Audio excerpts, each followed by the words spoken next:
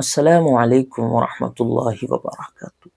الحمدللہ ایک بار پھر رمضان المبارک کا محترم مبارک، جہنم سے آزادی کا، رحمتوں کا، برکتوں کا، دعاؤں کے قبول ہونے کا مبارک مہینہ آپ کی اور ہماری زندگی میں آنے والا ہے۔ یہ مہینہ اتنا مبارک ہے کہ آپ علیہ الصلاۃ والسلام 2 یا 3 مہینے پہلے ہی اس مہینے کی تیاریاں شروع کر دیا کرتے تھے۔ روزے زیادہ سے زیادہ رکھنے لگ جایا کرتے تھے، زیادہ سے زیادہ دعائیں مانگنے لگ جایا کرتے تھے، عبادتوں کی جو تعداد ہے وہ بڑھ جایا کرتی تھی، وہ صرف اور صرف اس مہینے کے استقبال کے لیے، اس مہینے کی تیاری کے لیے، اس مہینے کے آنے کی وجہ سے آپ علیہ الصلاۃ والسلام اپنی پوری روٹین چینج کر دیا کرتے تھے۔ تو ضرورت ہے اب آپ کو اور ہمیں کچھ ایسے کام کرنے کی جو ان رمضان المبارک کے علاوہ 11 مہینوں میں جو ہم نے غلط کام کیے، جو بری باتیں کی، جو گناہ کیے، جو عبادتیں نہیں کی، ان تمام چیزوں کو ہم چھوڑ دیں اور اب اس رمضان المبارک کے آنے کی تیاری کریں۔ اور اس تیاری کرنے میں کچھ کام ہمیں کرنے ہیں جو ضروری ہیں، کچھ کام ہمیں چھوڑنے ہیں جو ضروری ہیں، تبھی صحیح معنی میں آپ اور ہم رمضان المبارک کے حق کو ادا کر پائیں گے۔ سب سے پہلا کام جو آپ کو اور ہمیں کرنا چاہیے وہ ہے سچی اور پکی توبہ۔ سچی اور پکی توبہ کریں۔ اس رمضان سے پہلے جو 11 مہینے آپ کے اور ہمارے گزرے ہیں، یقیناً وہ گناہوں کے مہینے ہوں گے، جن میں ہم نے بہت سے گناہ کیے ہوں گے، بہت سی ایسی باتیں کی ہوں گی جن کو ہمیں نہیں کرنا چاہیے تھا۔ ضرور ہم نے عبادت کا حق ادا نہیں کیا ہوگا، قرآن کریم کی تلاوت کا جو حق ہے وہ ہم نے ادا نہیں کیا ہوگا۔ اب ایسے موقع پر ہمیں چاہیے کہ ہم سچی اور پکی توبہ کریں، ان گناہوں کو چھوڑ دیں، اچھے کام کی طرف آئیں، اپنے دل کو صاف کریں اور رمضان المبارک کے مہینے کا استقبال ایسے کریں کہ آپ اور ہم گناہوں سے جو ہے پاک ہوں، صاف ہوں، ہمارے گناہ سب کی سب اللہ تبارک و تعالیٰ نے معاف کر دیے ہوں۔ اور یہ کام تبھی ہو سکتا ہے جب آپ اور ہم سچی اور پکی توبہ کریں۔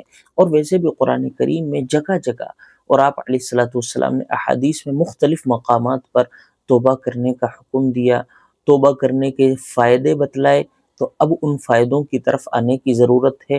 اب قرآن کے اور آپ علیہ الصلاۃ والسلام کی احادیث کے ان حکموں کو ماننے کی ضرورت ہے کہ اب آپ اور ہم سچی اور پکی توبہ کریں اور اللہ تبارک و تعالیٰ کے اس مبارک مہینے کا دیے ہوئے اس مبارک تحفے کا اس طرح استقبال کریں کہ آپ کے اور ہمارے دل پاک ہوں، صاف ہو، گناہوں سے بالکل خالی ہوں اور صرف اللہ تبارک و تعالیٰ کی رضا چاہتے ہوں۔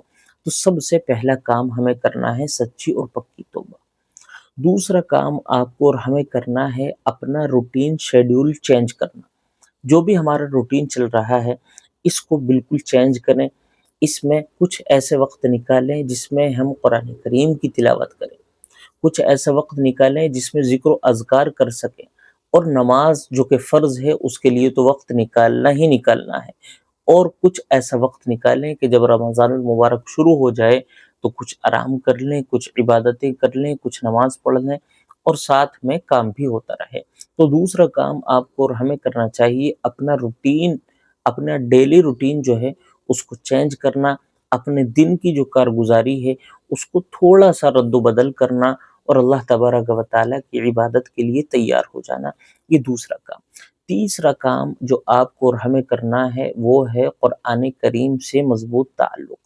یقیناً قرآن کریم کا جو حق ہے وہ رمضان المبارک کے علاوہ آپ اور ہم ادا نہیں کرتے۔ قرآن کریم کا حق یہ ہے کہ روزانہ اس کو پڑھا جائے، روزانہ اس کو دیکھا جائے، روزانہ اس کی تلاوت کی جائے، اور ہم اور آپ اپنی سستی اور کاہلی کی وجہ سے الزام وقت کو دیتے ہیں کہ وقت نہیں مل پاتا۔ یقیناً یہ جو ہے صرف اور صرف الزام ہے، صرف اور صرف اپنے آپ کو دھوکہ دینا ہے۔ ورنہ جس طرح ہم اور آپ موبائل چلانے کے لیے اور دیگر چیزوں کے لیے وقت نکالتے ہیں، اسی طرح قرآن کریم کے پڑھنے کے لیے بھی وقت نکال سکتے ہیں۔ تو اب چونکہ رمضان المبارک آ رہا ہے، اب ان تمام لاپرواہیوں پر، تمام سستیوں پر جو ہے پانی پھیرنا ہے، اور اب قرآن کریم سے مضبوط تعلق پیدا کرنا ہے۔ اپنے وقت کو بدلیں اور قرآن کریم کے لیے ضرور وقت کو فارغ کریں اور قرآن کریم سے زیادہ تعلق قائم کرنے کی کوشش کریں۔ یہ تیسرا کام آپ کو اور ہمیں کرنا چاہیے۔ چوتھا کام جو آپ کو اور ہمیں کرنا ہے وہ قضا نماز اور قضا روزوں کی فکر کریں۔ اس مبارک مہینے کے آنے سے پہلے یقیناً 11 مہینے ہمارے کوتاہی اور لاپرواہی کے گزرے ہیں۔ ان میں بہت سی جو ہے ہم نے نمازیں چھوڑی ہیں، اور ایسا بھی ہو سکتا ہے گزشتہ رمضان یا اس سے پہلے رمضان میں کچھ ہمارے روزے چھوٹے ہوئے ہوں۔ تو اب ان قضا نمازوں کی، ان قضا روزوں کی فکر کریں، ان کو کسی طرح پورا کرنے کی کوشش کریں۔